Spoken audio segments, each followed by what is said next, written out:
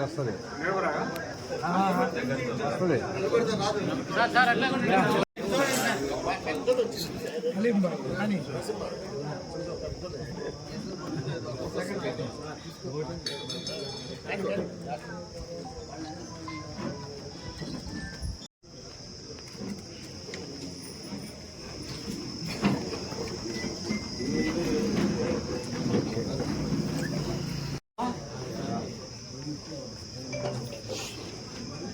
ఈరోజు ముఖ్యంగా ఈ పత్రికా సమావేశాన్ని ఏర్పాటు చేయడానికి కారణం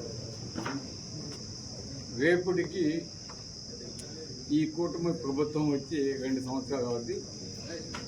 రిజల్ట్ వచ్చి ఇక్కడ 2 సంవత్సరాలు అవుతుంది. ఎందుకంటే జూన్ 4న వచ్చే నా పుట్టినరోజు కూడా అదే. ఈ ప్రభుత్వం వచ్చి 2 సంవత్సరాలు పూర్తి చేసుకుంది.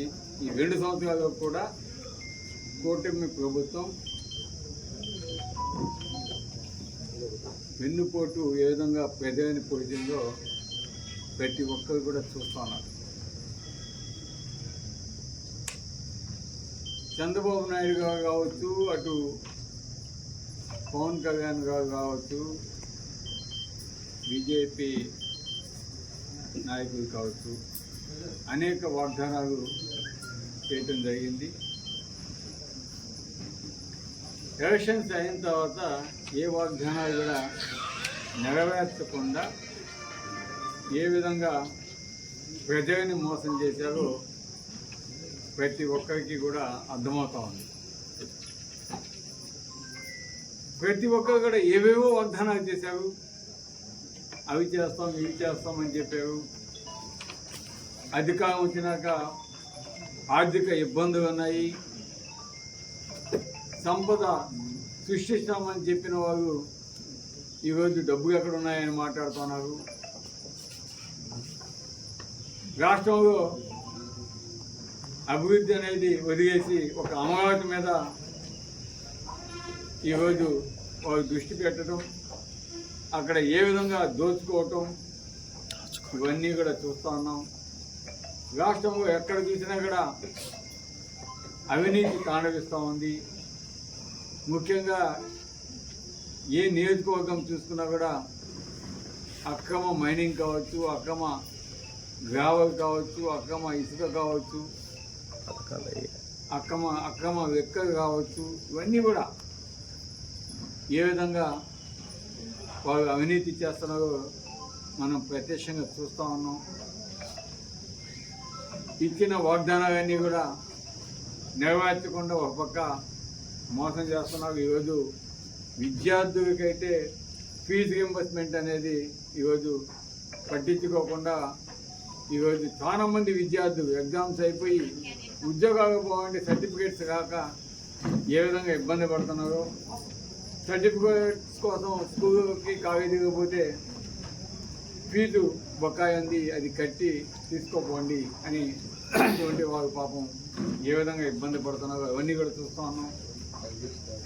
అక్క జగమ్మ గారైతే ఏవేవో ఆశలు చెప్పారు, వాటిని ఇవ్వకుండా ఏ విధంగా ఇబ్బంది పెడుతున్నారో, ఏ విధంగా మోసం చేశారో ఇవన్నీ కూడా చూస్తూ ఉన్నాం. అదేవిధంగా పెన్షన్స్, కొత్త పెన్షన్స్ ఇస్తామన్నారు, ఇంతవరకు కూడా ఇవ్వకుండా ఇదిగో ఇస్తున్నామని చెప్పడం, ఈ 2 సంవత్సరాలు అట్టా కార్యాపన చేయటం, ఇప్పుడు మరి పెన్షన్స్ ఇస్తాము 2 రోజులు అని చెప్పడం చూస్తూ ఉన్నాం. కానీ ఇంకా ఇచ్చిన దాఖలు లేవు. అదే నీటి ప్రాజెక్ట్స్ ఎక్కడికక్కడ ఆగిపోయి ఉన్నాయి, వాటిని పట్టించుకున్న పాపన పోలేదు. అదేవిధంగా రోడ్స్ కావచ్చు, కెనాల్స్ కావచ్చు, ఇవన్నీ కూడా ఎక్కడ వాటిని ప్రశ్నిస్తే రెడ్ బుక్ రాజ్యాంగం అంటారు, దాడులు చేస్తున్నారు, కేసులు పెడుతున్నారు, జైలు పంపుతా ఉన్నారు, కొడుతూ ఉన్నారు కొంతమందిని. ఈ విధంగా ఎక్కడ చూసినా కూడా అరాచక రెడ్ బుక్ రాజ్యాంగం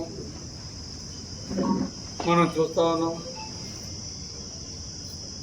అంతేకాకుండా ఈరోజు ఎడాపడ ఎక్కడ పడితే అక్కడ ఎక్కడ షాపులు కావచ్చు, బాగుంటే రెస్టారెంట్లు కావచ్చు, ఏ విధంగా ఇష్టానుసారం బెల్ట్ షాపులు అవి ఏ విధంగా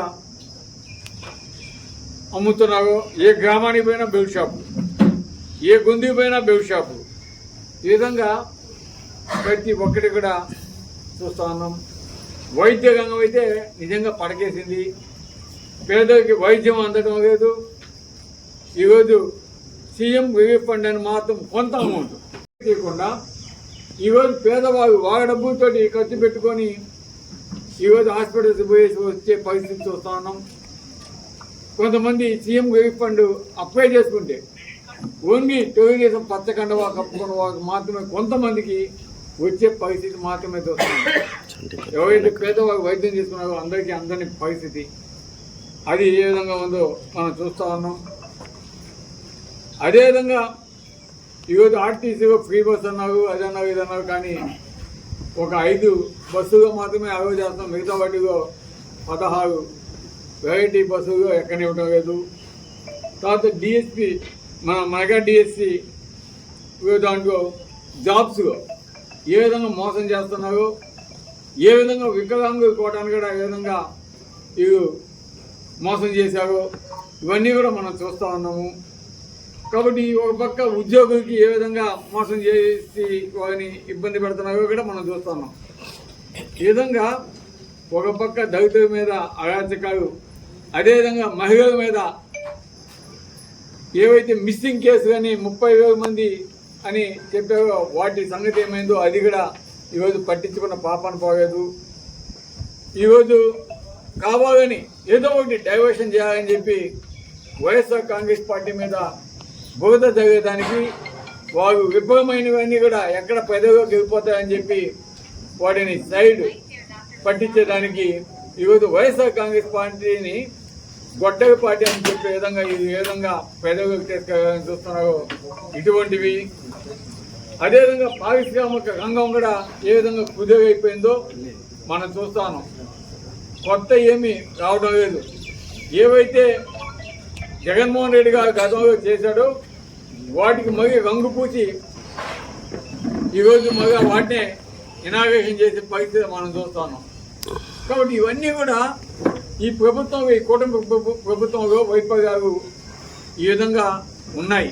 ఇదంతా కూడా ప్రజలకి తెలియజేయాలని చెప్పి ఈరోజు జగన్మోహన్ రెడ్డి గారి ఆదేశాల మేరకు, మా నాయకుడు జగన్మోహన్ రెడ్డి గారి ఆదేశాల మేరకు ఈరోజు పుస్తకం రూపంలో కూడా వెన్నుపోటుకు 2 సంవత్సరాలని కూడా ఈరోజు పోస్టర్ ఆవిష్కరించడం జరిగింది.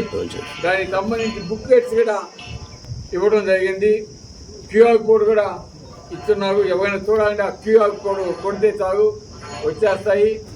దీంట్లో ఈ బుక్స్ కూడా ఈరోజు కూటమి ప్రభుత్వం ఏ వాటిలో వైఫల్యం చెందింది అవన్నీ కూడా పొందుపడుతున్నాయి. కాబట్టి అందరూ కూడా ప్రజలు కూడా దాన్ని చూసి తెలుసుకోవాల్సిందిగా కూడా కోరుతాను. కాబట్టి ఈ ప్రభుత్వం పూర్తిగా వైఫల్యం చెందింది.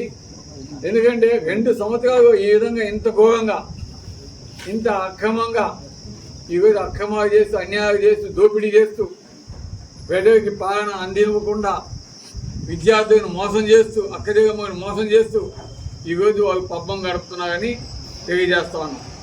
అదేవిధంగా ఈరోజు మన కావలి నియోజకవర్గానికి వస్తే అభివృద్ధి అనేది ఏం జరిగిందనేది నేను ప్రశ్నిస్తా ఉన్నాను. వివేక్